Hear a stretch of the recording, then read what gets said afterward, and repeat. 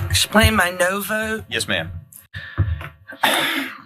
I'm a diagnostic radiologist, and diagnostic radiologists historically and in many places in this state still do all of the first trimester OB ultrasound.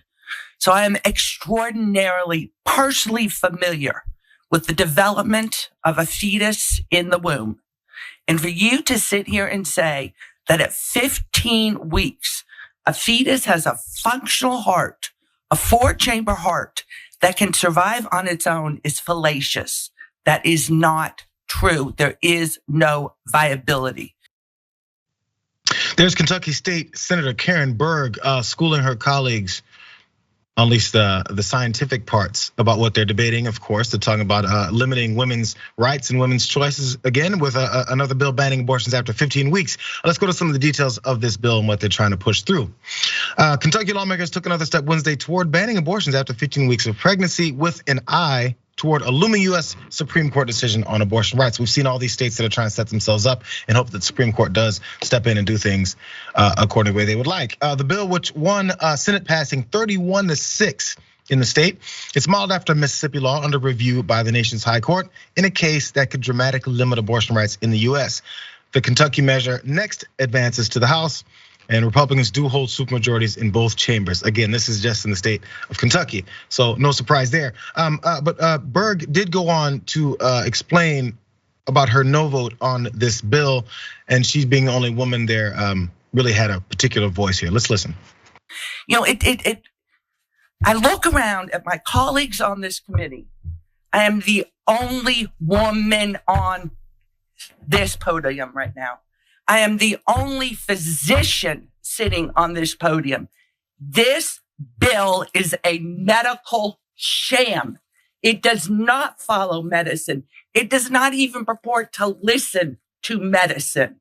And for each and every one of my colleagues to be so willing to cast an I vote when what you are doing is putting your finger, putting your knee, putting a gun to women's heads. You are killing women because abortion will continue. Women will continue to have efficacy over their own body, whether or not you make it legal.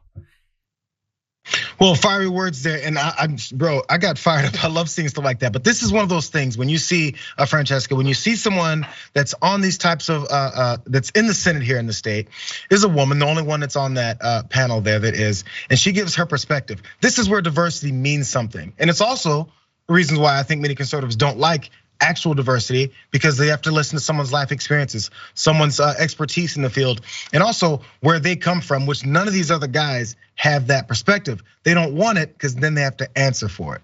Yeah, and also she's a physician. I mean, it's insane how much this person knows about when a life is viable and when a life is really a life. And by the way, Roe v. Wade established that you are not allowed to restrict rights to an abortion until viability. And this was an entire debate back and forth. But if Republicans really think that a life is viable at 15 weeks, then why aren't they saying, yeah, get out of there, get a job, you know what I mean? Go to work, you lazy bum. What, send them to war. What are you supposed to do at 15? You cannot survive outside of the womb at 15 weeks. That's fact, right? And so this is the other thing that happens. I just have to say this. 90% of abortions in this country happen before the 15-week mark. In fact, the abortions that happen into the second trimester are ones that happen for not always, but often for the dire health needs of both the fetus and the mother, meaning one or both could die if this pregnancy continues. Now, it's not the only reasons. It's also because people don't have access in the first 15 weeks. They didn't know they were pregnant. They don't have money for abortion. They don't have any clinics nearby. But it would be one thing if Republican lawmakers around the country were like, look, until 15 weeks, we got abortions up the wazoo. You can get it on every corner. You got access. It's gonna be free. No, that's not the case, right? That's not the case at all. It's no, we're gonna take away all the clinics. And then once you realize that you're beyond 15 weeks, well, then it's illegal. Oh, and if you have a complication, then you're gonna die. To say nothing of the right to have an abortion, which Kentucky and many other states are trampling over right now. So I mean, I'm disgusted once again, and we have another fight on our hands, and they're gonna lose. They will lose eventually. I know it feels dark right now, but they will lose.